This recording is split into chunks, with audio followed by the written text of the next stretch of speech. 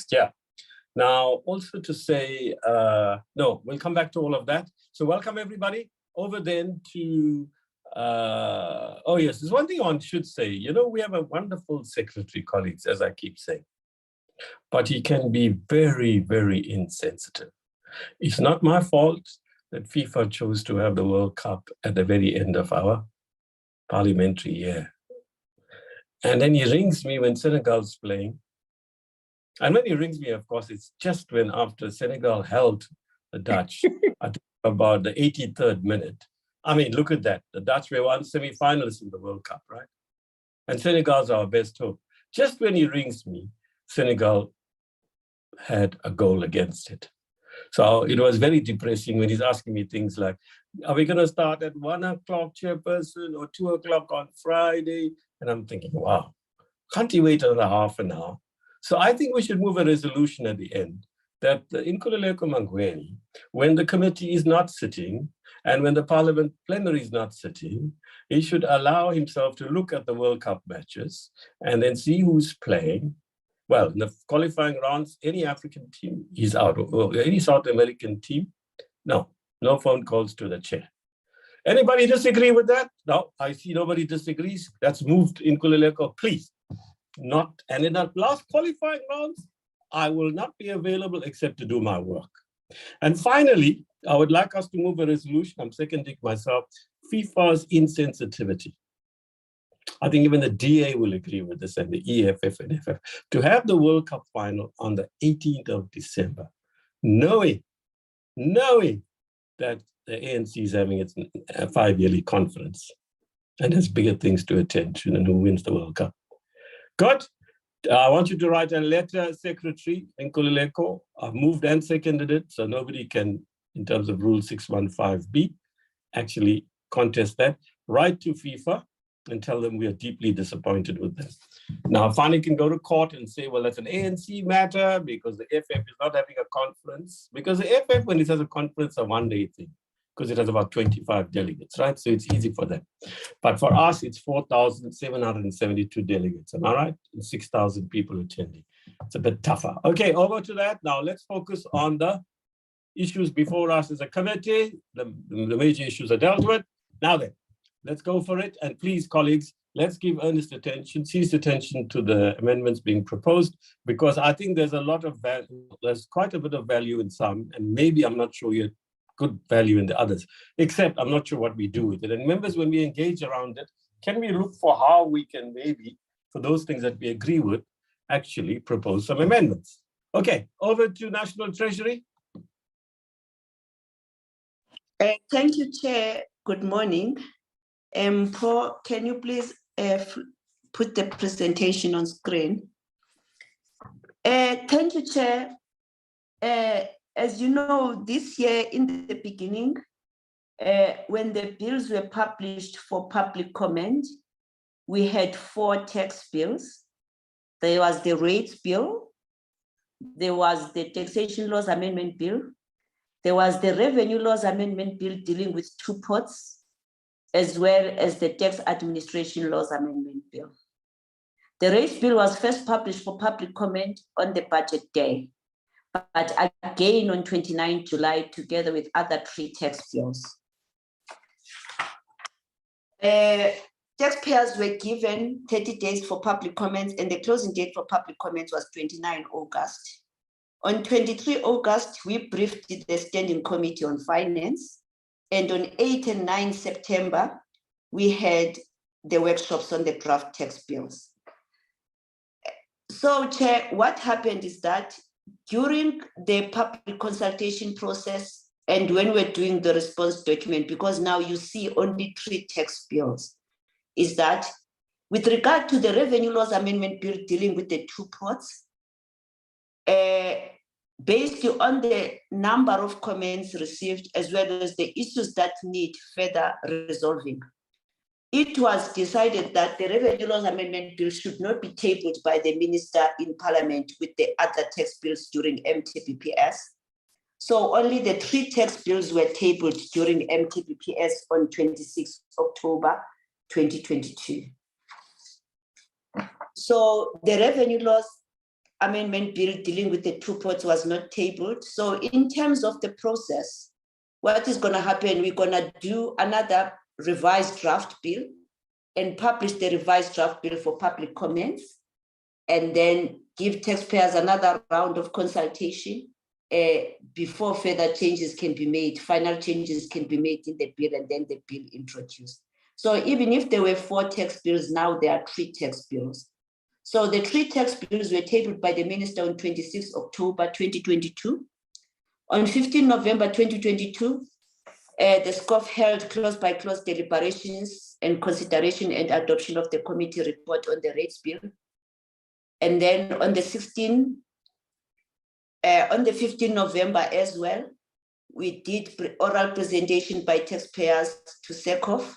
And then today on 22 November, we are doing the response.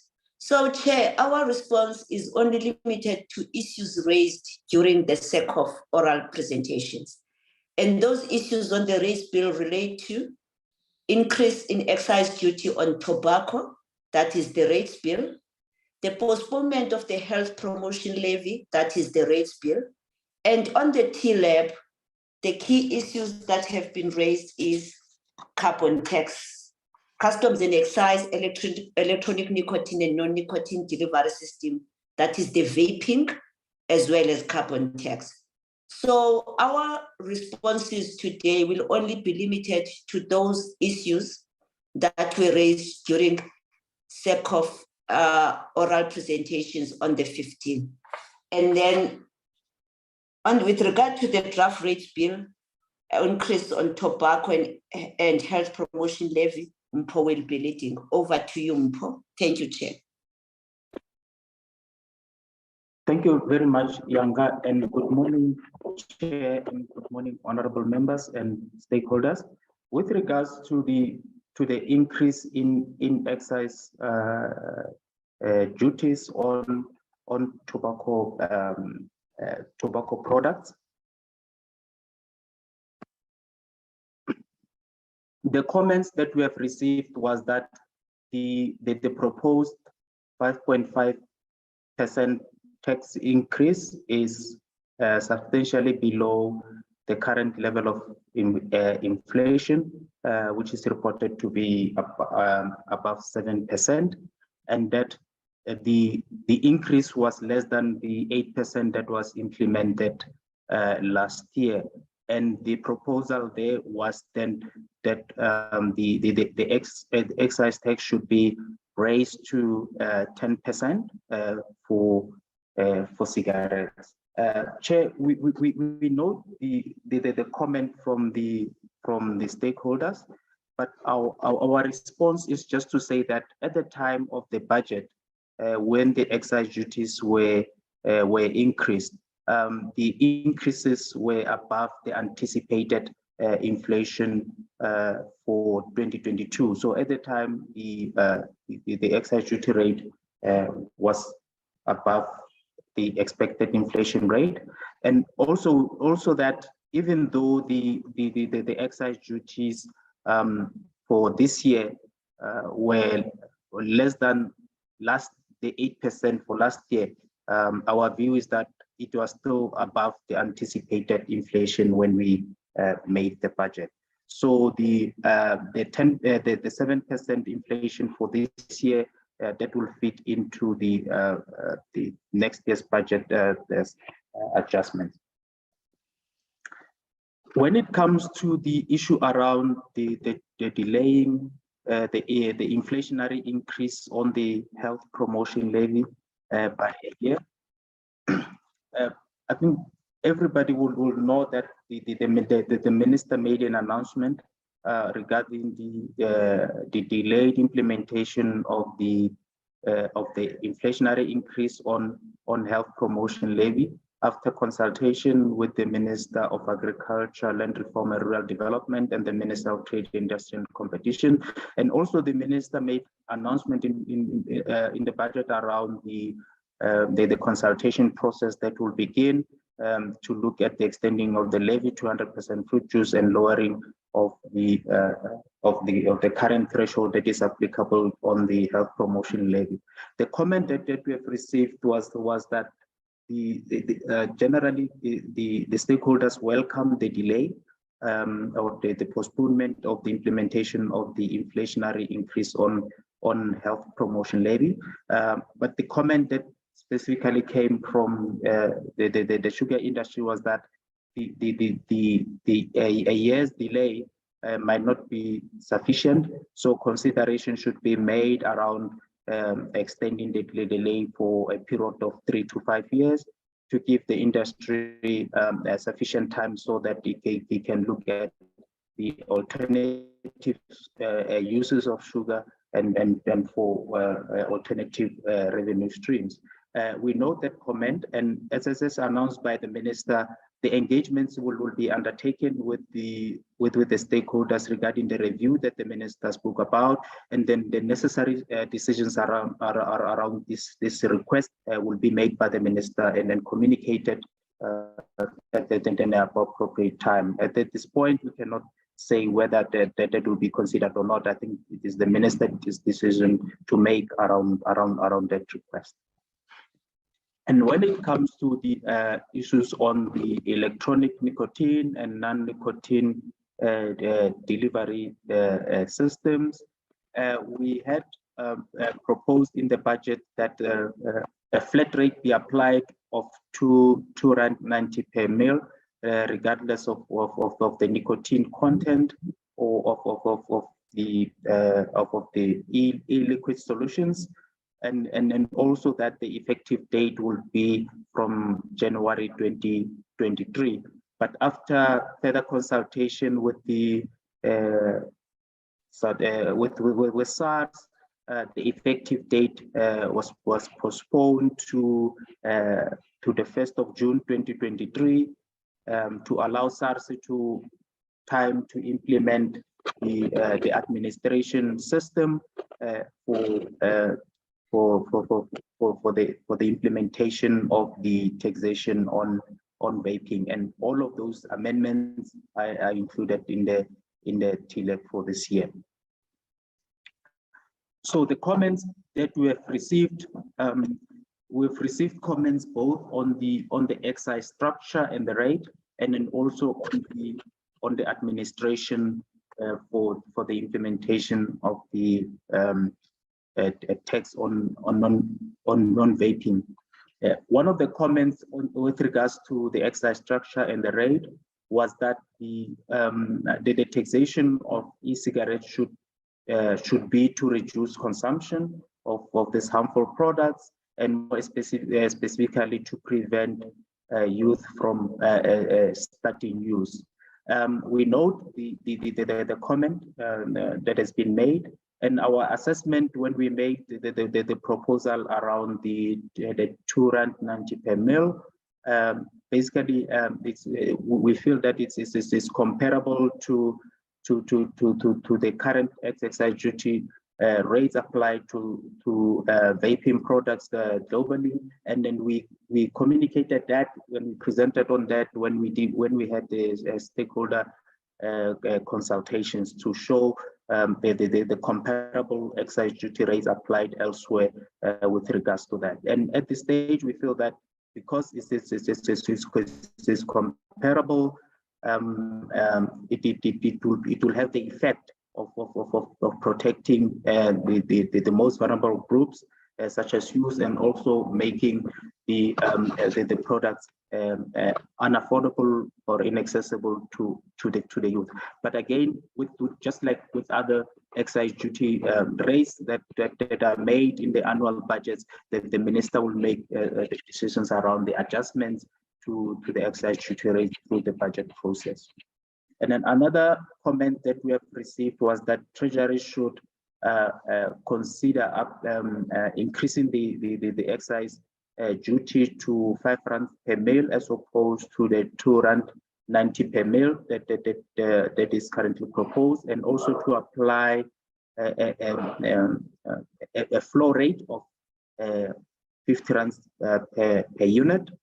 And again, our response to that is that as we are starting with the taxation of vaping products, this is just the beginning and an introductory rate. And again, we feel that it is comparable to the rates that are applied elsewhere. And then we will also be monitoring that as the implementation goes on, and then advise the minister accordingly. And then necessary adjustments then will be made by the minister through the budget process.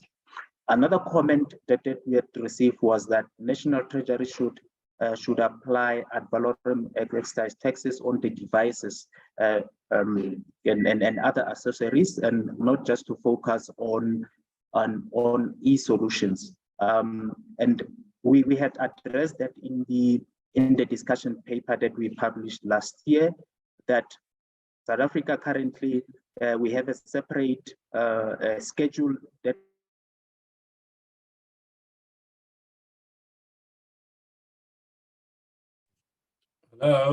looks at ad valorem excise.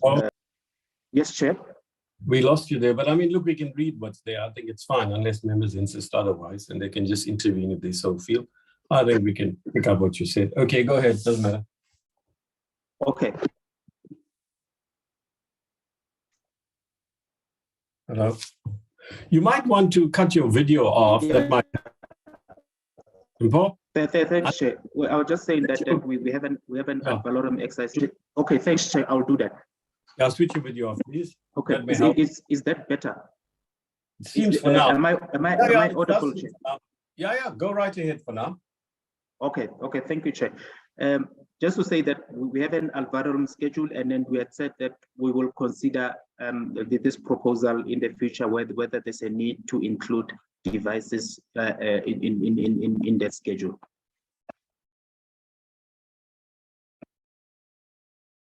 And then another issue that was raised was with regards to the administration, that the vaping product, the vaping market is currently fragmented, and then would require quite a complex administration for that, and therefore we will need to put in a robust administration framework for the implementation.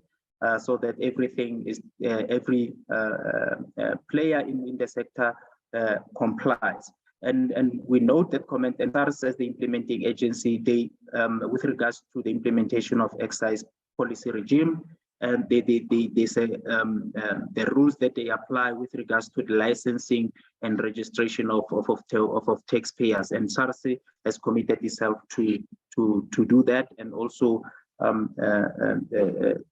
the stakeholders will be consulted around that administrative framework. So basically, those two relate to administration. And then another issue was that we should consider, as part of that administration, the implementation of electronic track and trace system, so that we effect full implementation of the system. And our response is that the National Department of Health is leading the government around the ratification of the WHO protocol on elimination of illicit trade on tobacco products, and as they are also amending legislation to incorporate vaping into that regulatory framework. Once the ratification is done of the protocol, the implementation of a track and trace system will apply to all the excisable products, including vaping. And another issue on administration was with regards to making the labeling requirements mandatory, because it seems like there's different ways in which the sector is labeling these e-liquids, and our response to that is that as the Department of Health is currently revising the legislation with regards to the regulation of the sector, the legislation will empower the Minister of Health to make regulations to regulate a number of aspects with regards to vaping, and that will include issues around labeling. And again, there was a request around postponing the implementation date of vaping excise to 1st of January 2024, and that comment was born out of the issues that have been raised around SARS putting in place the administrative systems that are required, and our comment is that we have already put in the postponement in the legislation to the 1st of June, as opposed to the initial date that we had envisaged the vaping excise to be implemented, which was 1st of January. So we have already postponed to the 1st of June, take into consideration the concerns from SARS around allowing them time to put administrative systems in place. So that is already taken care of. I think SARS feels that is sufficient time for them to be able to put administrative systems in place, and then also to do the necessary consultations with the stakeholders with regards to licensing and registration for taxpayers. Thank you very much, Chair. Who's next, Yanga? Thank you, Mpho. Kuhle or Chris, who's doing carbon tax? Thank you, Yanga, and good morning to the chair and to the committee at large and everyone who's on the call. I will be presenting on the section of the carbon tax. If you can move to the next slide, please. Okay, thank you. So in terms of the budget 22 announcements, the announcement was that the first phase of the carbon tax and the revenue recycling measures would be extended by 3 years, which would then end in December of 2025. And this is to assist companies to transition and aid the economic recovery holistically in the country. And that for the second phase, the carbon tax, taking into account our ambitious NDC commitments and efforts to meet the agreed 1.5 degree temperature goal, proposals would include ramping up the carbon tax from 2026 to 2050 and to strengthen the carbon price signals. Now, this is with the aim to provide policy certainty. If we can stick to the previous slide, please. Thank you. So this is with the aim to provide policy certainty to companies in terms of the pathway for carbon pricing over the short, medium, and long term to guide their planning and future investment decisions. And this would also assist with the country's commitment to net zero by 2050. Next slide, please. In terms of the 2022 specific budget proposals, in terms of the carbon tax rate, there was the proposal for the carbon tax rate for 2023 to 2025 to increase by a minimum of $1 and increasing up to $20 in 2026, and at least $30 per ton of carbon dioxide equivalent in 2030. In order to give effect to the carbon tax rate announcements that were made in budget of 2022, the following amendments were made in the 2022 draft TLAB. Firstly, from the period 2023 to 2025, it is proposed that amendments are made to the Carbon Tax Act to provide for the carbon tax rate adjustment by $1, $2, and $3 per ton of CO2, respectively, for the years 2023, 2024 to 2025. In terms of the period 2026 to 2030, it is proposed that amendments are made to the Carbon Tax Act to give effect to a tax rate increase up to $20 per ton of CO2 in 2026 and $30 per ton of CO2 in 2030. And for the periods 2027 to 2029, it has been proposed that Section 5.2 of the Carbon Tax Act should provide for rate increases of $2.5 per year for that time period. We can move on to the next slide, please. So in terms of the comments, the first sort of section of comments that we'll respond to are in terms of the tax rate trajectory. Next slide, thank you. So the comment generally that were presented last week at the public hearings were that the proposed carbon tax rate increases are insufficient in order to deter major emitters from continuing with their current emitting business models, or to create any meaningful impact on greenhouse gas emission reductions. So the comments were that it is strongly suggested and recommended that the National Treasury should consider strong price increases over time to ensure more rapid decarbonization, which would align with higher prices in 2030. The response is that these comments are noted and that the first phase of the carbon tax has been extended in light of the impacts of COVID-19, the economic impacts that the pandemic has had, and therefore to allow economic recovery. Although the proposed rates in the TLAB are perhaps below the carbon prices that are required to fully internalize the externality cost of climate change, they would start to align with the average effective carbon tax rates that are implemented globally. This would also send an important price signal to drive future investment decisions by corporates and the companies that invest in low carbon technologies and energy efficiency measures now would have a lower carbon tax liabilities. It is also recommended in our response that increases in the carbon tax rate post 2030 should be aligned with the best available science that is related to effective greenhouse gas emission reduction and in accordance with South Africa's effective national determined contributions at the time. Next slide, please. So the next comments are in regard to the allowances that are implemented under the carbon tax. You can move on, Paul. Thank you. I think previous slide, Paul. Thank you.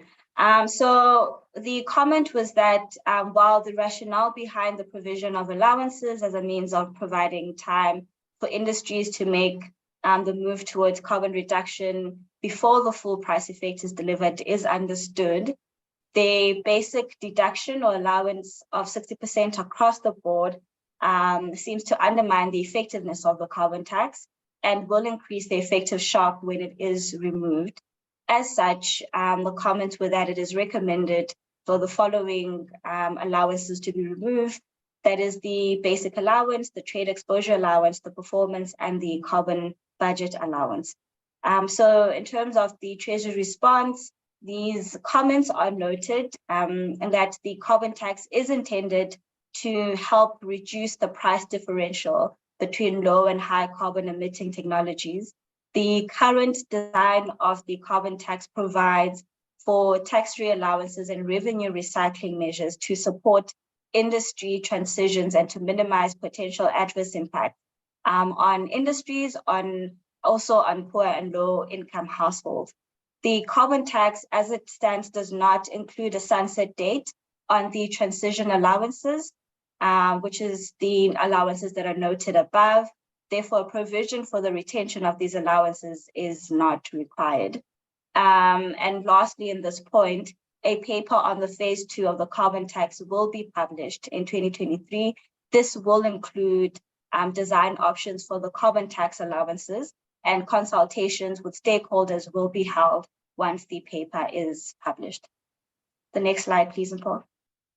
Thank you. The next comments are with regard to specifically the offset allowance as well as the carbon sequestration deduction. So the comment is that the carbon offsets should be exclusively reserved for hard to abate sectors, that for most sectors in the economy, abatement options are technically available, and that these would be enforced with a higher carbon price, and that in such sectors, there is therefore a likelihood that offsetting would mediate against real mitigation action, since there's a risk associated with the achievement and long-term efficacy of offset. and that for hard to abate sectors such as cement, the ability to pay for real removals elsewhere in the economy could be essential. Therefore, government should identify priority sectors for carbon budget allocation and carbon offset allowances, potentially exclude some sectors with unavailable process emissions that do not align with long-term low carbon trajectory. The second comment is that the manner in which the sequestration deduction is applied is not supported, and that the carbon sequestration deduction in plantations is problematic in terms of the overall carbon balance. So the response is that we note that there is a limitation to the amount of offsets that could be used in the carbon tax system. However, future adjustments in the tax-free allowances for hard to abate sectors will take into account the availability of mitigation technologies and the pace and scale of the transition over the next decade. Adjustments in terms of the carbon offset allowance may be done through a consultative process in order to plan accordingly for the future of the offsets market. In terms of the sequestration, it is noted that it is important for the accounting of carbon dioxide removals from the atmosphere under whether it's financial mechanisms or emission reduction mitigation actions should be permanent, and that the carbon sequestration deduction under the Carbon Tax Act takes into account the DFFE guidelines on accounting for permanence of sequestrated carbon dioxide. And these guidelines take into account sequestration for harvested wood product, as well as other wood-based product manufacturing facilities. Thank you. That is it from the carbon tax perspective. Thank you, Chair. That is the end of our responses based on the comments made last week. Thank you. Thank you. Now we will start with the stakeholders. We'll take them in the order you appeared. So it's the Medical Research Council. Can you go first, please? Thank you very much, Chair. I hope you can hear me. Yeah, you can. Yeah, so I'm Dr. Catherine Egbe. I'm a specialist scientist in the Alcohol, Tobacco, and Other Drug Research Unit of the South African Medical Research Council. I just want to emphasize on one issue that was raised in the comments from other stakeholders. So it was the insinuation that these products, electronic cigarettes, were being used as cessation aids. And I remember someone saying that it actually saved his life. I just want to refer also to one of the studies they referred to, which was the Cochrane Review, looking at cessation effect of e-cigarettes. I must mention that that study is based on 6 studies, which has less than 3,000 participants. And it was focused on randomized control trials. And randomized control trials are designed to study the effectiveness of medicines delivered under clinical supervision. So we heard the VPASA representative categorically stating that the electronic cigarettes as they are in the country are not being pushed as cessation aids by the manufacturers, but as consumer products, which means that until their position changes, we must examine these products as they are, as products that are used as by people when they buy them, and not as medicines. Firstly, consumer products are supposed to be taxed. And secondly, what have we found about the use of these products, which are consumer products, in the South African population?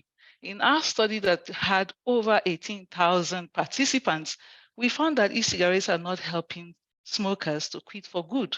We also found that e-cigarette was actually depressing quitting. That means it was making smokers less likely to quit on the long run.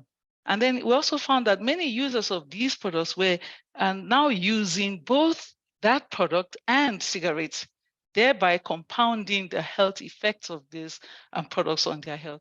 I believe that the focus on the tax on these products should also actually be mostly hinged on the promotion of health and the prevention of young people from being able to access it. There was also a statement made by one of the presenters about the study that was done by a colleague at the University of Cape Town, saying that these studies were only done among rich people. I believe that rich or poor, we are all human beings. Anything that affects anyone negatively should be of concern to us. And so it's on this point that we continue to make the case that e-cigarettes should be taxed at a level that will make it unaffordable to young people, because nicotine, as it is, affects the brains of growing children, and nicotine itself is not harmless, and that we need proper. You're going to round up, please, man. You see your 3 minutes. I'm done. No, you I'm can done. try. I'm not I'm saying done. you must stop mid-sentence. I mean, just round up. Okay, Round up. so Mechanical round up. Okay. You made your point very well, though. Yeah, go ahead. Yes. Yeah, so just to round up, the bottom line is that we want something that will protect the health of the population. And it's on that we stand as South African Medical Research Council. That is our mandate by the government, and that is what we stand. Thank you. Okay, thank you.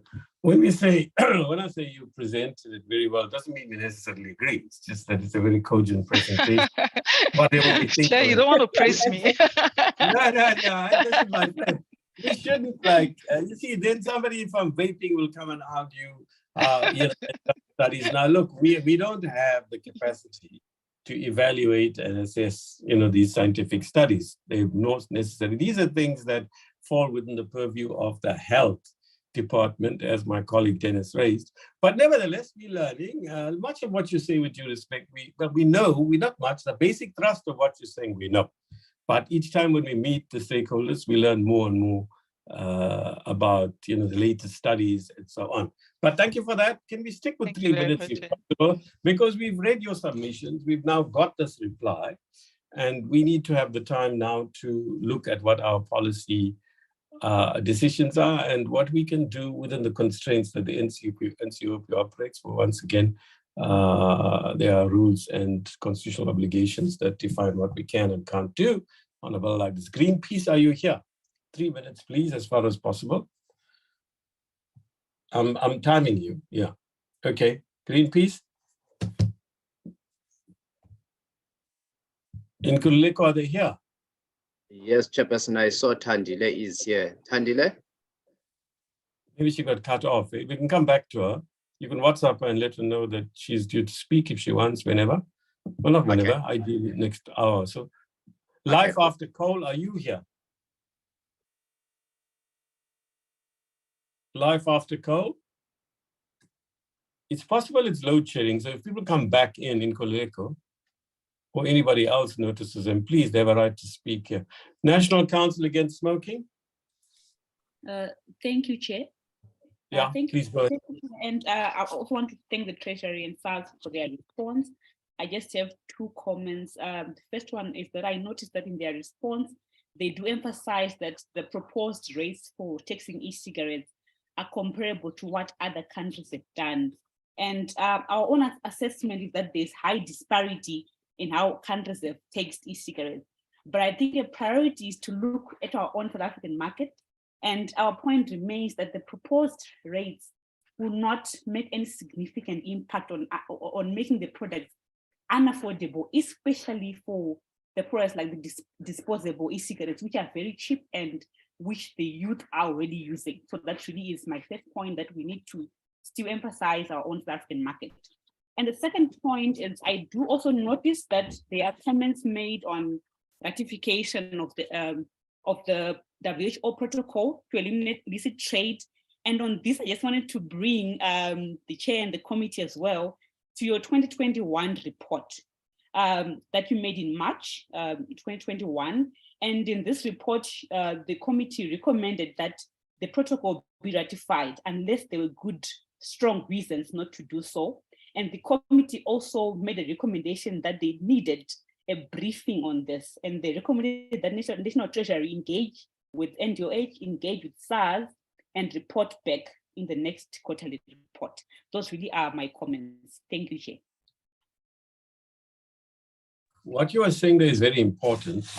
And we must follow up in Kuleko on what happened. You see, when we say follow up, there's a strange thing. Let me explain. The Money Bills Act says you do a single report for both committees. I have my own issues about that. especially when it comes to the fiscal framework, okay? Because strictly speaking, now that I'm on this side, I realize that, you know, of course, the division of revenue is very important, perhaps the most important function we play on this side. But, you know, we can't like, for example, we don't have the capacity, because the same committee does both appropriations and finance. So we don't have the capacity of a quarterly review with National Treasury and SARS. So I think the National Assembly does this. Well, we used to do it in the last term. Every quarter they used to meet with Treasury and SARS and review progress in the last quarter. And that's where they meant to have followed up on these issues. In Kululeko, can you actually raise this with Alan Wickham and check what has happened? Now, can you also, our content advisor, note what has just been said? Because it's a commitment we made. We can't just make these commitments and not follow up. And if NA hasn't done it, we will do it. We will call them in and ask them, what have you done since we adopted this report? Okay, are we agreeing on that? Any objections here to this content advisor? You've got one proposal already for recommendations. We must just do what we say we're going to do. Is any hand up opposing that? No. So that's our agreement. We will do it. And let's invite you, madam, if you're available. In Kululeko, are you connected with us right now? Or are you busy looking for stakeholders? I'm connected, Chairperson. Yes. Right, so you noted that as well. Can you throw it in the report, please? Right? All Okay. of you, all of you. Poppy's here hopefully as well. All right, good. Next. Who's next now? Has anybody been found yet who was meant to precede this submission? Anybody Not been yet, found? Chairperson, but the next stakeholder, Peter, is here. Yeah, is he here? Tobacco, alcohol, and gambling advocacy. May I please have permission to share my screen, Mr. Chair? Yeah, of course. You don't need my permission. Just go ahead in Kululeko, put it on. You can speak to it on the meanwhile. You can share now, Peter.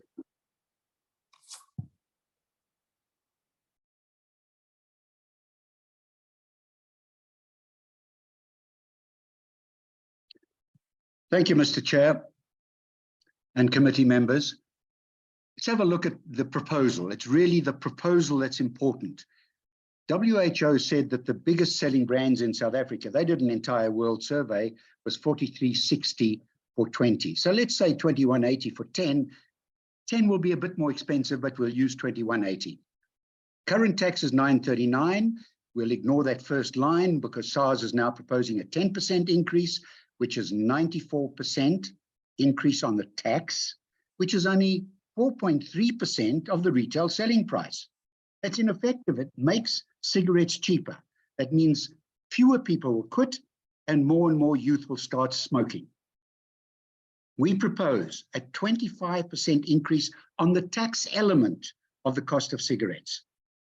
R2.35 will be the 25%.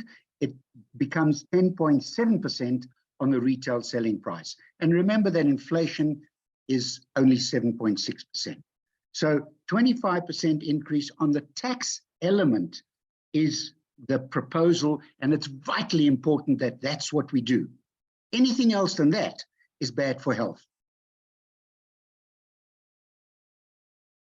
Mr. Chairman, just a word of caution to the committee and everybody else. We said in our last presentation that the terrible trio of Ds, which the use of these products does, is disease, disability, and death. And it's important to remember, I know we're talking to the NCOP, disease, disability, and death occurs in all provinces. It doesn't matter who you are, where you are. If you use these products, you can develop disease, you can become disabled, and you can die. The industry will promote their own horrible huddle of Ds, and that's divert, delay, and dilute. You talk about tax, they talk about illicit trade. You say we'll implement in January 23, they'll say January 25. Dilute, you say 10% tax, they'll say 2%. You say 50% tax, they'll say 10%. Please be aware of those facts. Please increase the tax, that it affects the retail selling price, makes the products less affordable. More people will quit using them, and especially the electronic devices, the youth won't start using them, and then they won't get converted onto combustible cigarettes. It's a wonderful process, saving lives and protecting our youth and our adults in all provinces. Thank you, Mr. Chair. I hope that SARS is listening to these facts. Oh yeah, they'll be listening. They're always here. I'm sure Tomasek is here. Franz, is he here? Franz, are you here, my friend? Oh, I don't see him today. Oh, okay. Well, SARS people are here. Aren't they younger? Yes, they are here. France is here. Ah, France is here. Okay. Well, you know, it's a treasury policy issue more than a SARS issue. But anyway, there we are. Okay. So let's move to the next person. Let's use that, the list of stakeholders. After that is BAT. Thank you, Honourable Chair and Honourable Members. So my comments are in relation to the proposed vaping tax, and I'd like to start by thanking the National Treasury for noting our comments. However, there are two pertinent points that I'd like to raise. Firstly, on the 1st June 2023 implementation date, we respectfully submit that this date is far too ambitious. It's a highly fragmented market with more unknowns than knowns, and SARS will need to fully understand this market, including the workings of the large do-it-yourself mixing market, before agreeing to specific timing. Once the market is understood, then SARS will need to consult on multiple issues with industry actors, such as bond requirements, payment terms, reporting requirements, security requirements for bonded warehouses, documentation requirements, measuring tooling requirements. I can go on and on with numerous examples, Chair. Companies will also need to update their ERP systems and put governance and reporting processes and procedures in place. We need to bear in mind that this will be the first time that the vast majority of industry actors have ever had to deal with an excisable product. Therefore, a more appropriate date would be 1 January 2024 in our view. Secondly, on the proposed excise rate, the comparable analysis presented by National Treasury does, with respect, not take into account purchasing power parity and product prices in the South African market. In fact, the proposed South African excise rate of R2.90 per milliliter will be one of the most unaffordable in the world. The excise would also cause certain products in the market to double in price. One needs to be cognizant of the fact that comparing an introductory rate to rates in an established excise regime may lead to a situation in South Africa where there is immediate non-compliance and fiscal evasion. One only needs to look at examples from Europe on how the legal market was decimated when high introductory rates were implemented. So it is clear that South Africa should err on the side of caution when putting in an introductory rate. Based on multiple analysis performed by us, as well as commissioned analysis by Oxford Economics, we are strongly of the view that the introductory rate should be around 70 cents per mil. The 70 cents per mil introductory rate will allow SARS to broaden its tax net and test the administrative system.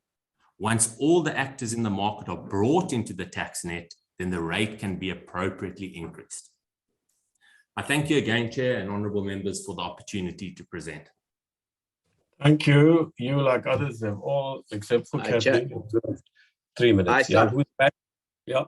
Greenpeace is back. Fine. Can you go for it now? Thank you. Catherine, the next time you appear, I don't think you know the rules. We're going to take away 45 seconds from your input. In Kululeko, please. Catherine, we're not serious. Okay, Dan, who's next? Go for it, please. You got 3 minutes. Thank you. Has the person been disconnected again in Kululeko? Would that be me that is following? Yeah, yes. Who's this? This is Tandile from Greenpeace Africa. Yeah, we asked you to speak. You were disconnected. Now you're back. Thank you. Yes, go for it. 3 minutes. Thank you, Greenpeace. Thank you so much for the opportunity to present to this committee on Greenpeace Africa's submissions regarding the carbon tax.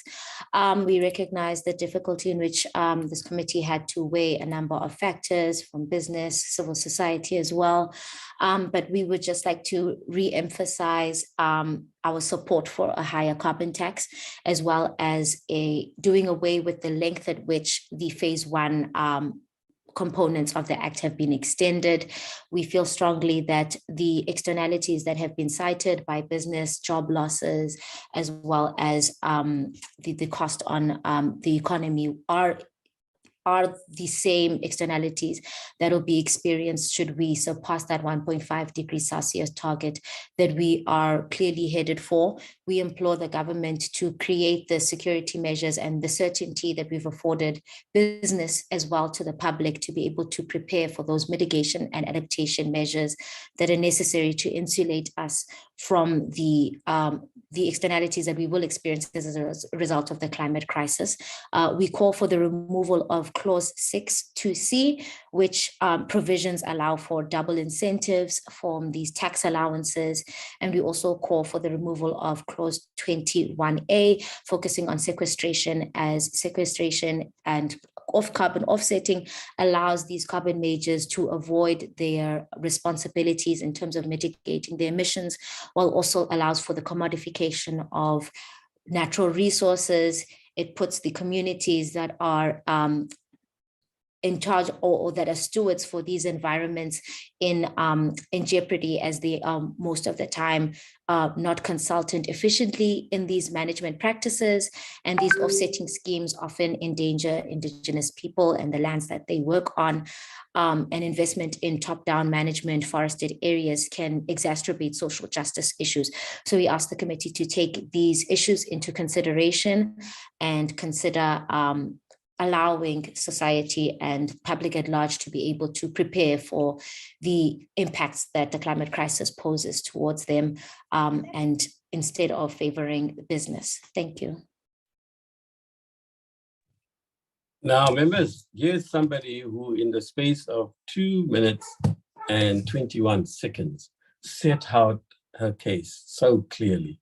Tandile, if you're ever looking for a job, you might apply for a job that I would create if I had any say. Teaching MPs, including the chair of a certain committee, whose name I shall not mention, because I don't want to embarrass him right now, because he's talking right now, on how to speak and cover so many issues so precisely and so competently and so clearly in such a short time. I hope you're listening, Dennis Ryder and Fani and Simon Moletsane. Of course, this doesn't apply to ANC members. The training is mostly for the non-ANC members here. Right, you can't reply, Fani, Moletsane, and Dennis right now. Before I finish and hand over to the next person, please remember we have to sit behind, when this hearing is over, to look at the program for the next 2 to 3 weeks. Because between appropriation and finance, we are meeting almost every day now. And we've sorted out between the two secretaries some 1 or 2 clashes. So on Friday, let me alert you, we're sitting in the morning in appropriations and at 2 o'clock to 5 o'clock in finance, okay? Just to alert you. Okay, but we will discuss that in a moment. I forgot to mention at the outset. Okay, so is anybody else found who was meant to be here and wasn't when their turn came? We got Greenpeace, then Life After Coal wasn't here, am I correct? Yes, Chairperson, you're correct. Are they been found? I still don't see them on the platform. Somebody in the chat group here saying Gabriel, not here from Center for, just want to confirm. They've apologized. Okay, no, we understand. If they want to write to us, they can do so. Look, the other thing, can I urge, I don't know if you spoke to them in Koleko, but all of you have made submissions. I mean, they're so good, right? I must say it's immensely good submissions. I don't think for a long time I've come across submissions like this. Maybe the sugar beverages tax, Clearly might remember. I mean, the quality of the inputs then, fantastic.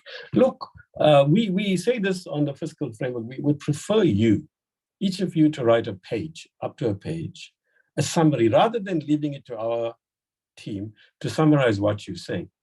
A page, maybe a page and a quarter, and between us, the chair, and then we can edit some of it. But rather than taking your whole submission, Peter Uko will probably do it in half a page with the clarity and the style he uses. But what I'm saying is we'd prefer you to highlight what you think are the key issues that go into the report, especially as these are issues that Treasury, SARS, and the committee on the SCOF side and ourselves have to deal with, mainly SCOF. That's the Standing Committee. So I really think you should do this and submit it. What's today? Today is Tuesday.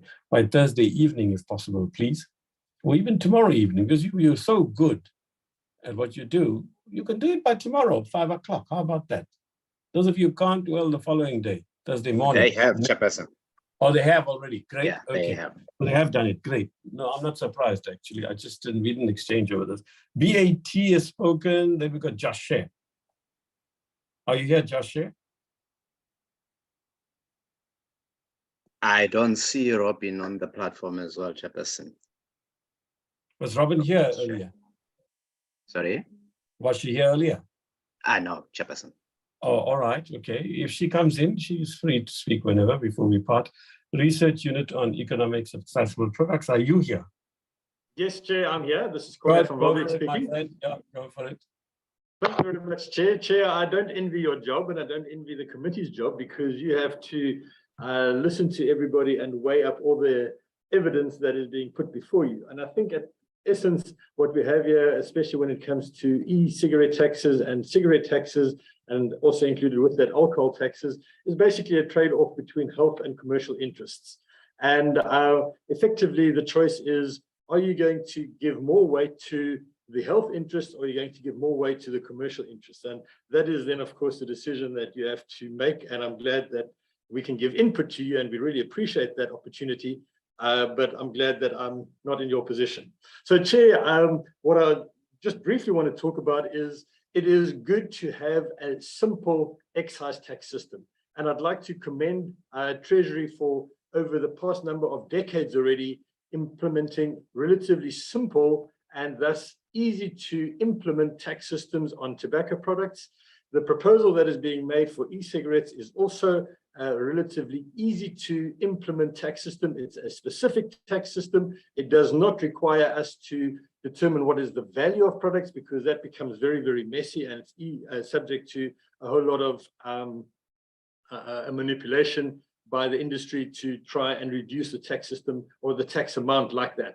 So the tax system that is being proposed for e-cigarettes is in fact a good one. However, it does leave a situation where especially disposable e-cigarettes will be taxed at such a low rate that it's not going to have any impact on the retail price, or not a significant impact on the retail price, and it's not going to do what it's meant to do, and that is especially to reduce consumption of e-cigarettes amongst the youth. So for that reason, I would really want to implore the Treasury to very strongly consider implementing a tax floor of 50 Rand or more on individual items, so that that's going to have a significant impact, especially for those products that are going to be used by, or typically get used by, the youth. Also, what I think we can learn from the carbon tax is a roadmap is necessary. I've listened to submissions regarding the carbon tax where the roadmap is as far as 2050. We're not proposing that we have a roadmap for excise taxes on tobacco products, but we are proposing for a roadmap for tobacco products up to 2050, but we are proposing for a roadmap for the next 5 or even 10 years, where you say we commit as government to increase the excise tax by inflation rate plus a certain percentage. And a good number there would be anything from 5 to 10%. Of course, keeping in mind that you need to have good systems in place to ensure that illicit trade does not become a significant issue. That's all I want to say. Thank you very much, Chair, and thank you for the opportunity to be able to speak to you again. Thank you. Then it's Department of Health. Thank you, Chair. I have very few issues to raise from the department. I think the one is just to reiterate on what other colleagues have said about the low tax, that truly if the products should be taxed, the value should not be cosmetic. The idea is to reduce access and uptake. So low tax will not produce the desired health results that we expect. I do also want to indicate that the labeling as indicated of these vaping products is with the proposed bill that is now that is now with Parliament. So that part we are going to deal with. I wanted to also touch a little bit on the increase in the health promotion levy, Chair, that truly delaying this will not also help us as health to benefit or to get the desired results. I mean, so far, the low tax, we are aware that it has reduced the number of people who are actually purchasing the expensive sweetened cool drinks, and it has also encouraged industry to reformulate. So a higher tax would even really have more benefits for us. I also do want to touch, somebody talked about Dr. Van Zyl study, which I think for us in terms of increasing access, it's a confirmation that our youth in high schools are using these products. So a higher price will definitely deter most of the youth, not necessarily the very rich ones who can afford it, but it will still deter most of the youth. I just thought I need to touch on that, but also the issue of ratification, I do want to support that it needs to be resuscitated because it's a matter between health and finance that needs to be resuscitated. Would really appreciate that. Thank you, Chair. Cancer, thank you, Madam. The Cancer Association, please. Good morning, Honorable Chair and committee members. So Cancer is concerned, just a short comment only, Cancer is concerned that the proposed tax model will not achieve its purpose of protecting lives and in the long term, saving lives and decreasing the healthcare burden. That's all. Thank you. Thank you, Madam. Then there's vaping, you said is not here, am I right? Have they come in now? In Kululeko, vaping is not here, am I right? You know, it was Vape South Africa that is not coming, Chair. Okay. Vaping Saved My Life should be here. Okay. Sir, if you're here, please come in now. Good morning, Chair, and good morning to everybody. Thank you very much. I have made my submissions and hopefully it gets read. Oh, so you don't want to say anything further in reply to what has been said this morning? I think it was perfectly covered in our submissions, Chair. Okay, thank you very much. No, it's read. We can't not read it, don't you worry. No, we can't do that. How are we going to write a report? And how are we going to negotiate a report? No, we read everything. We don't read it because there's so many, with every comma and full stop in mind, that we measure that against what you said as well. So no, it's read.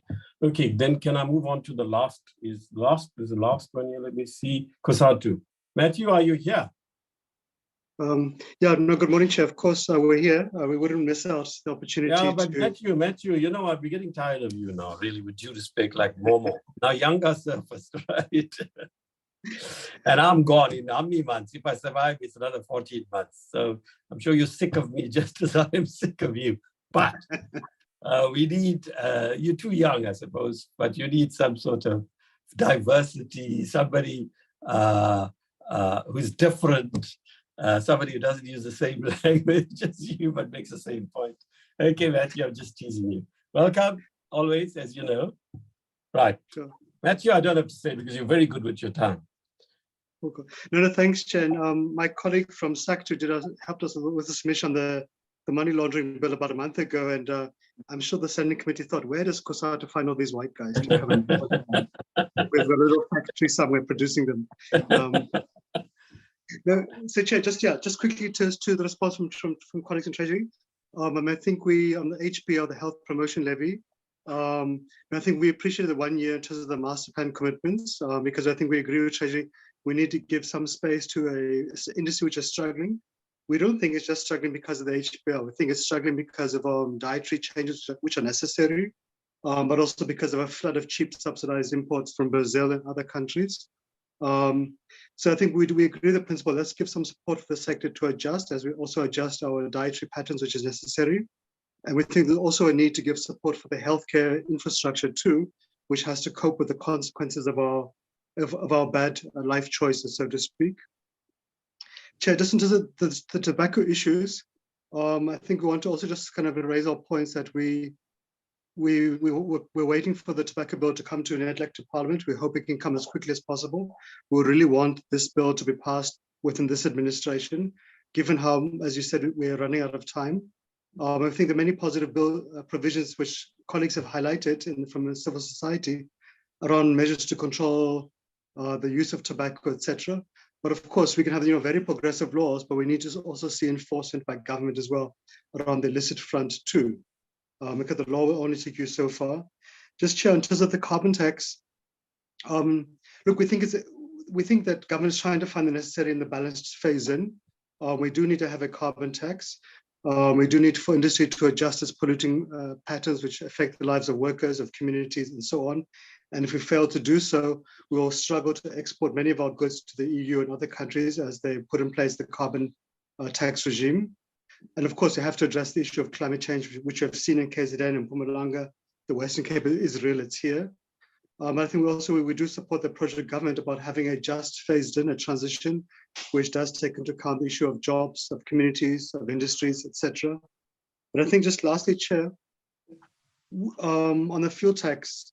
So, Chair, we had appreciated the kind of relief given between April and August this year to the economy, to commuters, and to workers.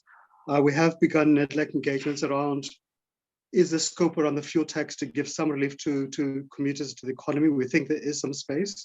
So we hope those engagements will yield fruit and we'll do so, move with speed quickly. Given that we're having a December fuel hike next week, Wednesday, I think of about R1.50 a litre for petrol, etc.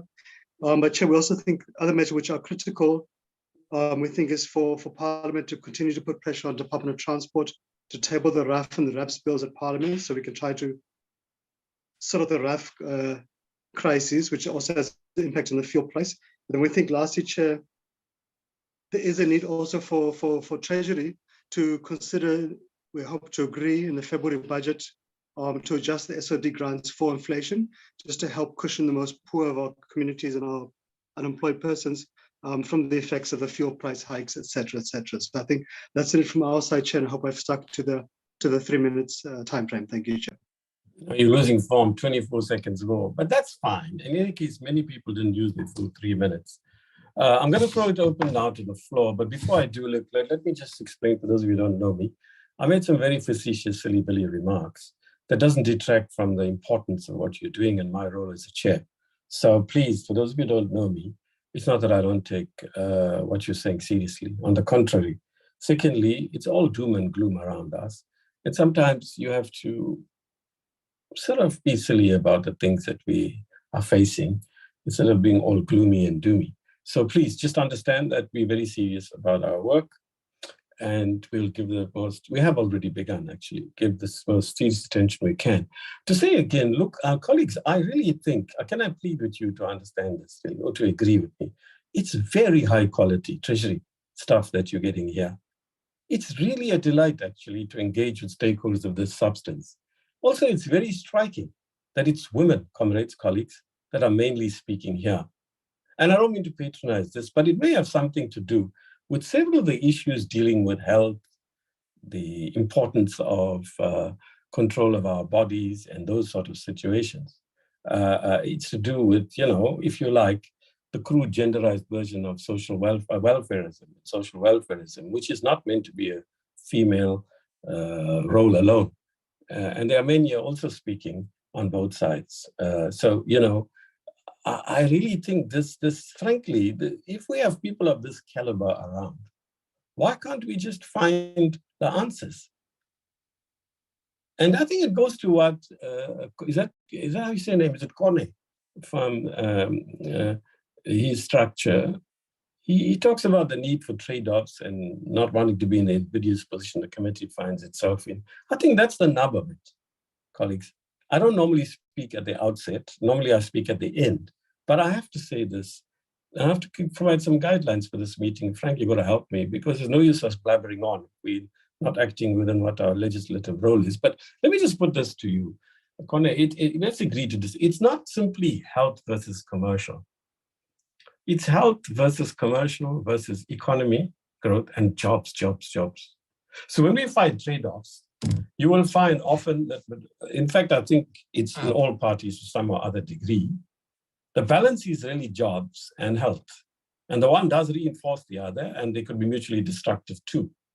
But it's about trade-offs. Now, if you can say that, you're not offering any trade-offs from what I can see.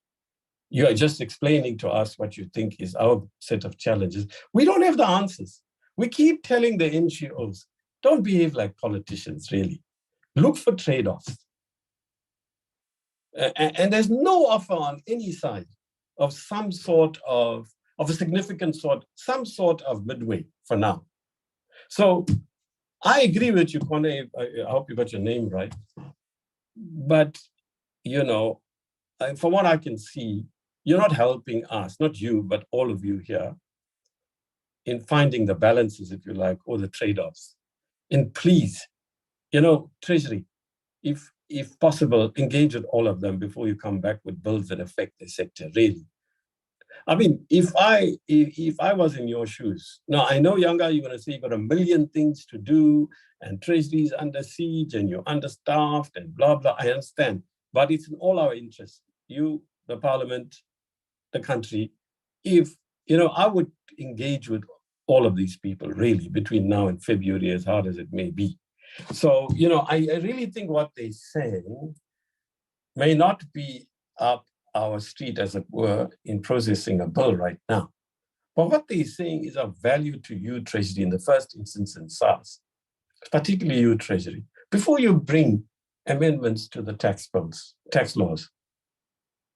And I really think, Esther and your team, you should put their submissions as fully as you can within the limits of, you know, the number of pages we try to stick to. So once again, I really want to thank you for the excellent inputs you have given us over this last two sittings. Right, then I want to now say, Frank, can you help me here? So basically, I really think, Frank, this is what I'm suggesting to the committee, right? That when we have our discussion, we can respond to everything they're saying, but as far as possible, members can tell us what legislative amendments we can make based on what they've said. What legislative amendments can we make? That's what I'm keen on to guide the committee. But you can respond to the broader policy issues in the first instance and what they've said. Okay, let's see whose hands are up. And you're free to disagree with what I said, obviously. Dennis, who else? It's only Mr. Ryder for now, Chair. Okay, go for it, Dennis. Yeah, thanks very much, Chairperson. And I'm glad you ended with that comment that we're free to disagree with you, because surprise, surprise. Chair, yeah, the first thing I wanted to disagree with a little bit is your assertion that as the NCOP, as the select committee, we have really only a provincial focus. And I mean, that's not what I said. Let's not go there. That's not what I said. I'm saying we can look, like I said last week, link it to last week. I said that we give it a second bite, but at the end of the day, we write a report to Parliament. Please note, members who are here and others, and then they will refer it. And if they say no on that side, that's the point I'm making. That's all. Sure. Thank you, Chair. I just don't want our presenters and the members of civil society and the public to be discouraged from bringing their issues to our committee, because I agree with you. I think that the inputs. No, yes, I agree. We should encourage them. Yes. I think we're on the same page. Maybe it's a choice of words. I withdraw that. We're on the same page. Okay, great. Thank you very much. Yes, because I do believe the NCOP does have a senatorial role to play with Section 77 and 75 bills, although we certainly have less input than we do on Section 76 bills. But this is a money bill, or these are money bills. So yes, we have some sort of senatorial role. So please, members of the public civil society, thank you for your submissions. As the chair has already stated, I think that we've had lots of food for thought. Certainly, we clearly have, you know, in all arguments, two sides of the coin, people for and against. And Chair, in response to what you were saying, I do believe that there certainly is room for more inputs to be had on some of the health issues and some of the trade-offs, certainly, that we're currently grappling with. And it's for the finance committees of both houses, but also for the health committee, the DTI, all of these players, to find balance. And I think that this is one of the big issues. Now, I've noted Treasury's responses, and I think that they were comprehensive and indicated that they have read the submissions and they have taken the thing seriously. So I appreciate that. But one of the big trade-offs, and something that I mentioned in our last meeting, which Treasury hasn't responded to today, that they've focused really on the on the submissions of the various presenters. But one of the issues that came up very strongly during our visit to KwaZulu-Natal was the issue of the health promotions levy, the sugar tax, and the fact that this has had a devastating effect on many people living in KwaZulu-Natal. The issue is, I mean, what caused me to raise it when we had our last meeting was the headliner from Tongaat Hewlett going into business rescue. But I think that on the ground in KwaZulu-Natal and in the submissions that we saw last week when we were taking Parliament to the people, it became eminently clear, abundantly clear that the knock-on effect of the sugar tax has been quite devastating. Not only to the commercial farmers like Tongaat Hewlett, but also to the emerging farmers and the small-scale farmers, because what's happened is that a number of the mills have closed down, and now the guys that were growing, on half an acre, growing a little bit of sugarcane in the backyard and living hand to mouth almost based on that, have also had a massive impact because they no longer have anywhere to take the cane that they've grown for biofuel. So it's a massive trade-off that we play all the time. Again, Chair, a further comment that I wanted to make to the presenters. Often it is a little bit, I suppose, unfortunate when you make your presentation and you don't see an immediate change. But I think that understanding the process of public participation in the budgeting cycle is important. So where there is often hope for immediate and dramatic change from your inputs, such changes are kind of unlikely at best. But there is substantial benefit to be had from repeated participation over time, because that's how you influence policy. So I think when Treasury builds a budget, it takes a massive amount of time and it addresses most demands.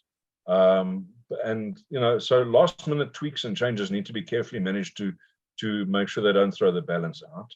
And bigger policy shifts also take a substantial amount of time to build into the budget. So it should not deter people from having your say. The ideas that you raise in public participation are always recorded, discussed. The stuff is definitely read. Both in the conclusion of the current budget and then more importantly, I guess, in the assimilation of the next budget. So, Chair, no real responses or comments directly at what we've heard. We didn't hear a lot new today. We had affirmation of stances. We have had Treasury making some comments, which I thought were really appreciated. Thank you, Chair. Thank you. Who's next? Look, while people are coming in, let me just raise. I was looking for the document of notes, which I can't find. So firstly, I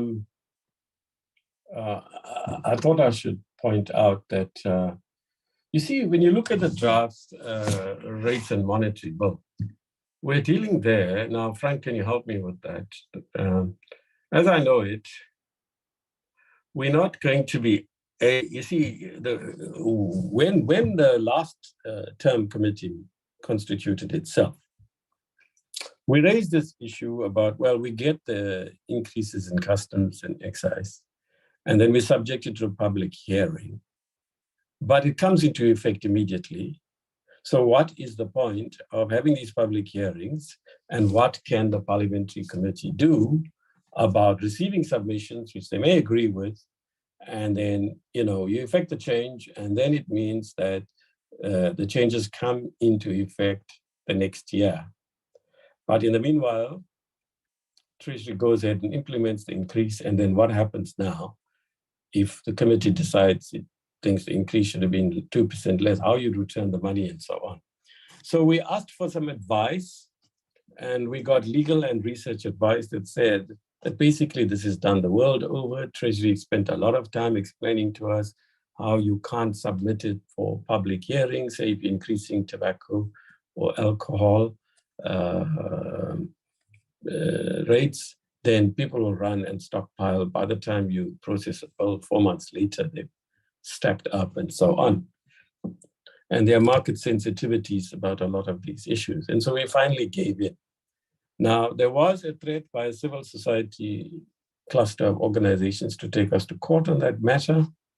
And we said, do, but the chances, it seems, are very limited because there's no other way of dealing with rates and monetary bills.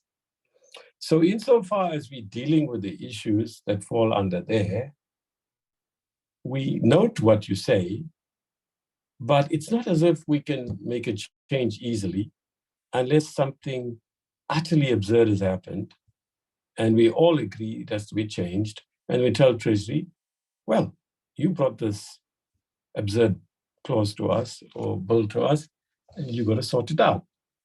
But at this stage, members, can we think about this? I don't think that applies in the case of the three issues raised under it, right? I really think, yeah, for example, a tobacco increase, it's 5.5%. It's below the 7% inflation. Now, the Treasury explained why that is the case, and presumably they will seek to adjust that in the next cycle. On the postponements of the sugar tax, I think, members, this is what this is the approach we have taken when the bill came to us. Now, Yanga, can I ask, whereas initially, before we finalized the bill, or at least the clauses on the health promotion levy, we insisted, and it happened for the first time ever, some of you were saying, we're not saying you necessarily, it's never been done before that you take a tax bill to NEDLAC. We said, well, do it for the first time. Kosatu was there, Matthew, needless to say, was there. And if I recall correctly, he did report to the committee and he said to me, look, there have been negotiations and it's a complex thing, a very complex thing, right? It's about the farmers, established and emerging, the workers, the health lobby, the Department of Health, SARS, and a whole lot of other stakeholders as well. Now, Dennis raises the matter about what emerged in Mbizo last week, public hearings. And obviously, KZN felt very strongly about this health promotion levy because that's where primarily the sugar industry is located. And they used the same arguments, the progressive ones about workers, the KZN economy, and African farmers also, and Black farmers more generally, but then established farmers as well. So it's a very difficult one. And committee members, can you apply your mind to this? Because it seems to me it's too complex an issue that can be resolved without the appropriate consultation. So, members, can you apply your mind to that and decide what each of you and the parties you come from feel? A similar issue on e-cigarettes and so on. Once again, we read stuff in the paper that's not scientific necessarily, or sometimes the articles deal with an overview of a scientific article in a scientific journal, done usually by a health journalist. But it's hard for us to say. When e-cigarettes first came out, some of us thought, well, if you can't get people to stop smoking, maybe this is the way forward. And then there were a whole lot of studies done about whether it does have less of an effect, harmful effect on people or not. And that debate continues. And really, that's more for the Health Portfolio Committee and Health Select Committee to guide us on. I don't know that we can, as MPs in the Finance Committee, we're guided by the Department of Health for now, and especially, more importantly, the parliamentary committees, who are our main port of call, not the executive. So there's a proposal about 25% on tax on cigarettes. Now, for those of you who are fully opposed to smoking, that's perfectly reasonable. But there are consequences also for the economy and for jobs and so on. And we need trade-offs. 25% seems to me an exorbitant increase, but members can reflect on that. To tell us that it occurs in all provinces, well, when we're talking of national, we mean all provinces, obviously. what we mean is the tax affecting provinces differentially from national, and in that context also, is one province more affected than others? Well, yes, KZN is more affected than others because that's where the sugar industry is. And obviously, where there are higher population figures, it's probably likely that there are more smokers. So in that sense also it affects. But the revenue is drawn national. And decisions about how you allocate provincial equitable share are not dictated by considerations of jobs and contribution of each province to the cigarette industry and the tax SARS gets on it. It's dealt with by National Treasury in its calculations by a formula.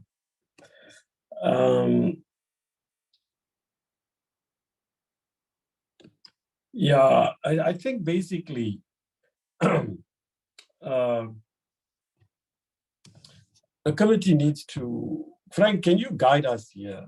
Can you speak in your words about what we're supposed to do here? I mean, we have, Dennis has a senatorial role. It has different meanings in different, I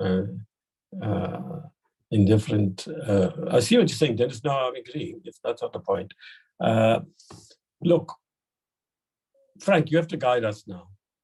We have what Dennis calls a senatorial, means like a review role. I don't know what the right word is, to give a second consideration. Maybe that's the way to say it.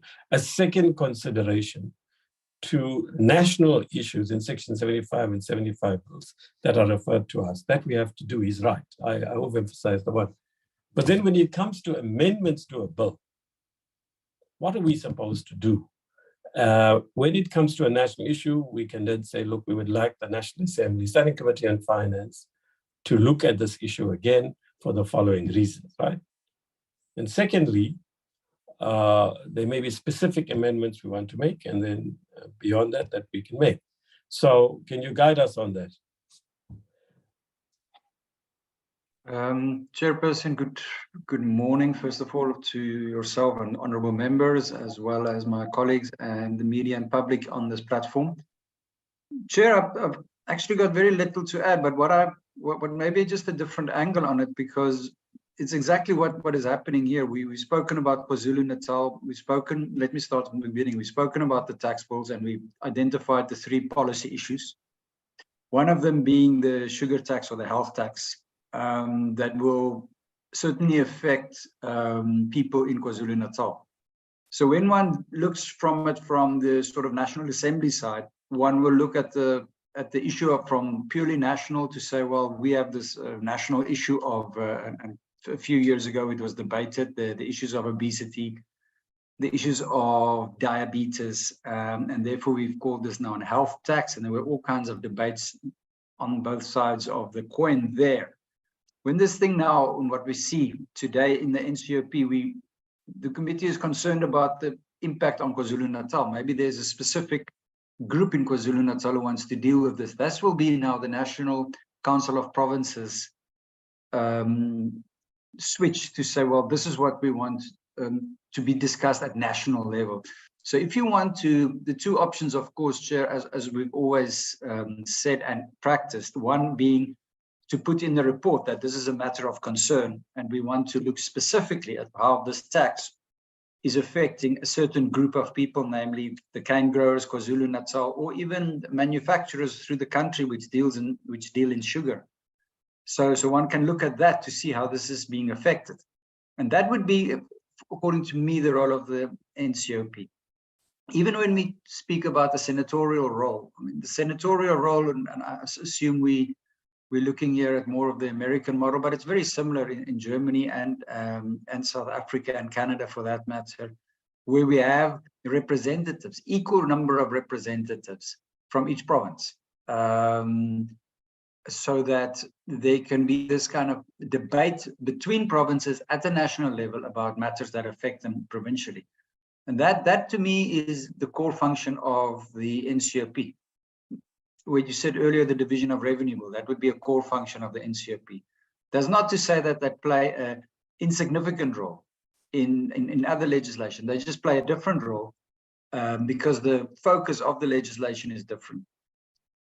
Chair, I want to actually, to make it a bit more practical for committee work, when we as a committee receive the submissions, of course, what the committee can do if you want to deal with the bill itself is that you need some kind of proposal how to affect the policy debate in the legislation. What can we do? Where's the clause that can deal with it? What are the problems? What are the challenges with this? Not all taxes are the same, Chair, and Mr. Thomas Sek is my senior by the quadruple. I don't know how many times on this one, Chair, but how I understand that, and he can please correct me once I've humiliated myself, but how I see these taxes is that they don't always kick in at the same time. Generally, they are implemented before the legislation is signed. Should the legislation not be signed, the tax bills not be signed by the end of the year, I think it's end of the year, sometimes it's the end of the financial year, but usually by the end of the year, if they're not signed, then the whole proposal will fall down and the money that has been collected must be paid back. SARS, I assume, has methods on this, but they haven't always been as fast to pay back, and I say this with a grin. They've not always been as fast to pay back the money than they've been in collecting the money, but I think one must be happy that they are collecting money. It's just when it's your own money being collected, you feel a bit bitter. But Chair, that to me, that was just a joke. The issue is really, I mean, what can the committee do? The committee at this point in time makes a report and it can propose amendments, only propose amendments to the bills, which will then go back to the National Assembly. And those two to get the information from the public, from departments, and from Treasury would be to say, in the first instance, report what are the policy issues and what can we do about it. If those policy issues are strong enough, then one goes to the bill and we amend the bill. Chair, maybe not a very good example, but an example is when we have, and that was when you were still chairing the standing committee, the 1% increase in the value-added tax, and what does that mean to the public at large? And we then, or as a committee, there was then a request to amend the bill to include the reporting function. So it wasn't really a substantive change to the rates of taxes, but nothing stops the committee from looking at that. And of course, the budget office there would be instrumental, Parliament's budget office, to come forth and say, what are the projections if we go 1 or 0.5% either way of a tax rate, and what would the impact of that be? So Chair, that's my input for now, Chairperson. I hope I've answered your question. Thanks. Yeah, what Dennis has done is that he's put the provision of the Constitution, which I think we're all familiar with. I was just looking at how that provision in the Constitution is implemented in practice on specific bills. I actually don't think there's any difference. It's my clumsy wording between what Dennis is saying and what I'm saying. And I don't think there's any difference what you're saying and what I am saying. And Dennis is saying, really. It's partly to help us as MPs to be clearer, because one of the things I have been raising with the powers that be is the way the NCOP operates. We are often becoming like a National Assembly Mark II. And the next time we have a workshop on these things, I really think we should look at that. We should have a distinct role, though, you know, anyway, let's not go there for now. So also Peter raised the thing, yeah, I worded it very clumsily. I understood what you said. It's not a 25% tax proposal increase, he says. It's 25% increase on the current tax. Yes, I said it wrongly. But what's more interesting is that he says that the WHO's target minimum is 75%. And he holds that our tax element will be comparatively low. Now, can National Treasury and SARS respond to Peter? But before we ask National Treasury to do that, I think what Frank is saying is what we've been saying, which is that we will need this committee to look specifically, not because I happen to come from there, but you know, the specific, and I didn't raise it obviously, the KZN issue about how it affects tax. And if there are any other things that the researchers can find about how aspects of this bill, of these three bills, impacts on a specific province, then I think we should mention that and draw it to the attention of the provincial legislatures, and obviously it'll be in our report. Now, having said that, can we respond to Peter, please? Who wants to go first, Yanga? You see his point in the chat group.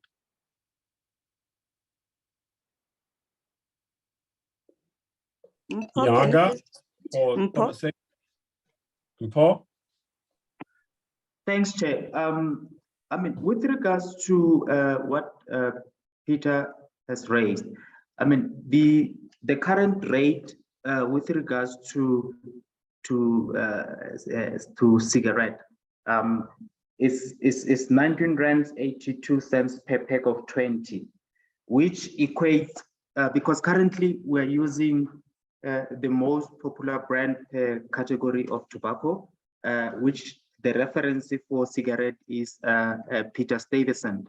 So if you take the 19 rands 82 per pack of 20 and looking at the price of Peter Stuyvesant, I think currently is around 43 rands, 44 rands.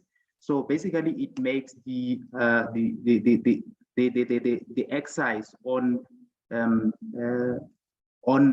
cigarette to be around 43%.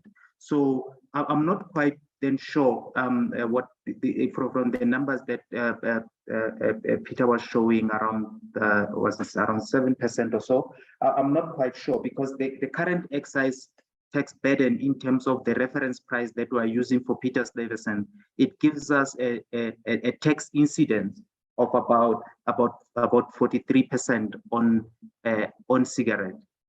So I'm not quite sure, Chair. Maybe I will engage with Peter just to understand basically the numbers that he's using there. Thanks, Chair. Okay, I was going to suggest that can you and Peter exchange and then submit to us a one-pager giving us your reply, if possible, before we adopt our report. Is that okay, Paul? Yes, we'll do that after this meeting, Chair. Good. Okay, thanks very much for that. Can we then ask members what else you want to raise for now?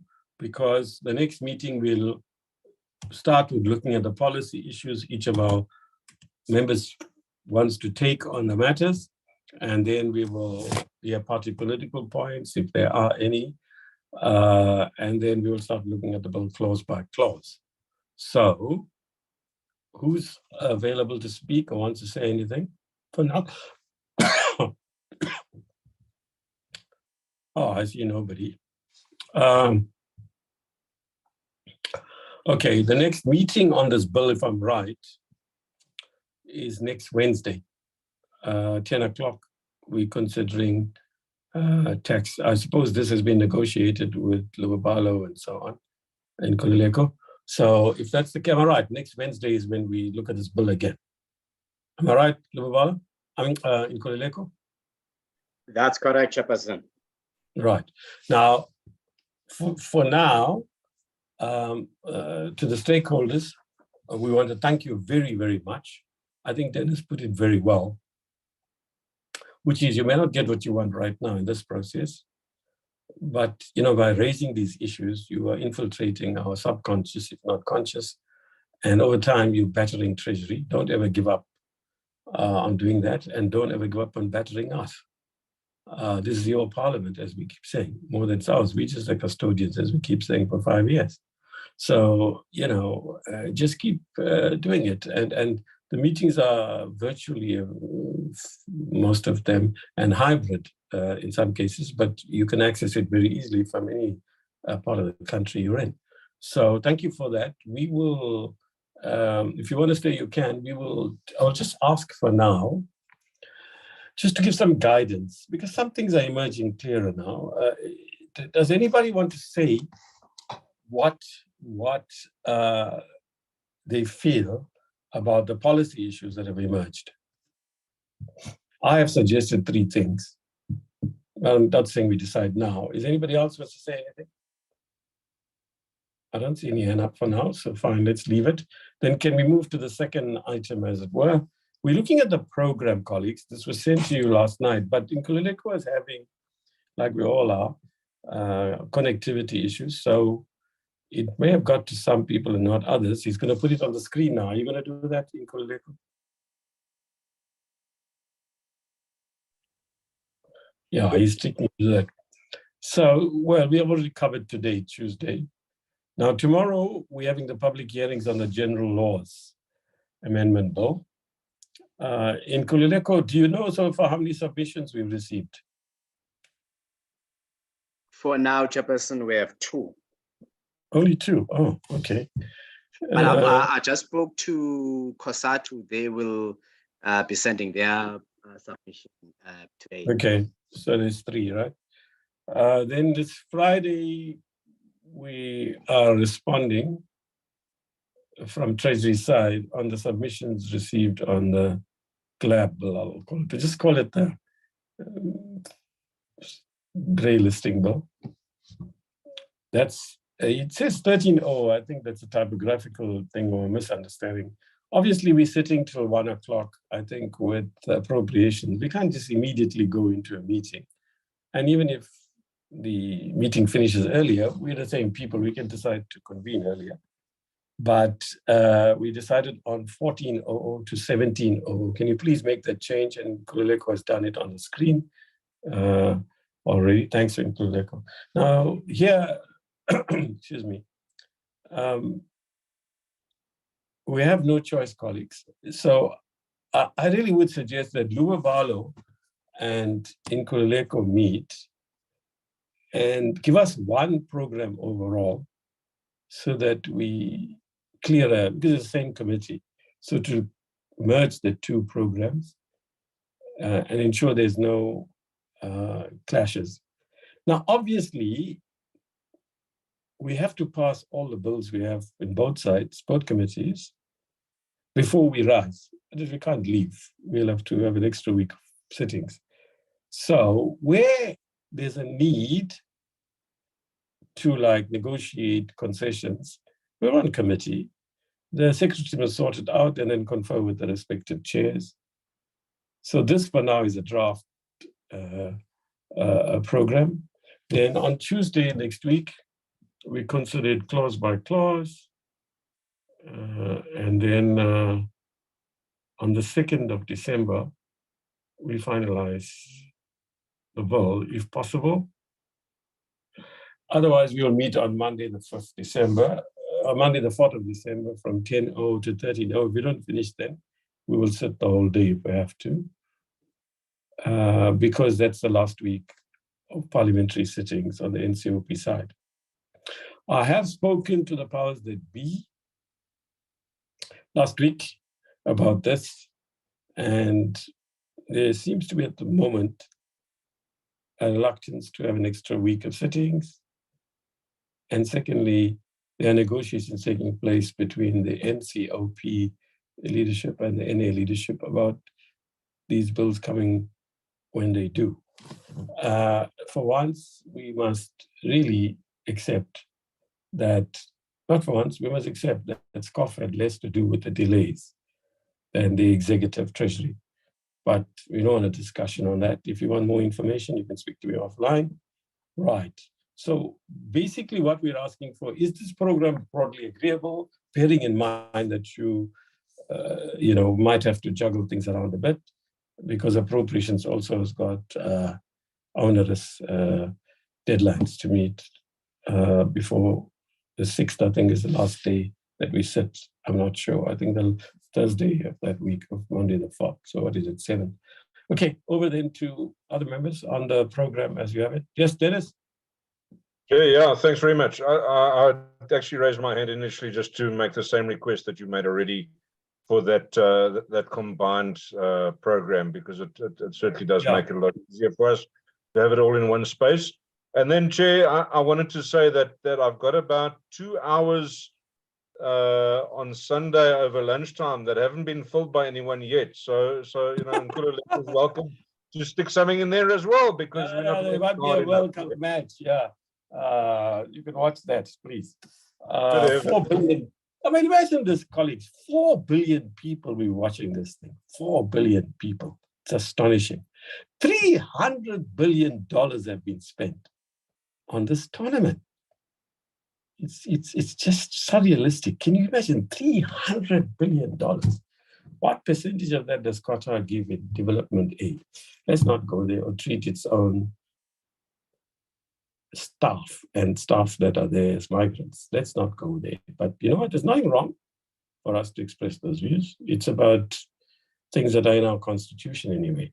All right, so, you know, unless there's somebody else who's got any wise idea on what we do, except Dennis's proposal, I think let's leave it for now and play it by ear.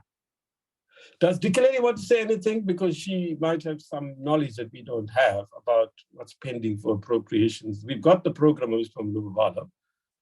But I mean, these two secretaries are very organized. They'll sort that. Dikeledi, do you want to say anything? Morning, Chair. No, I don't have anything to say. I think Nkudule and Lubabalo will sort it out. Okay. All right, good. Thank you very much. Bye then. See you later.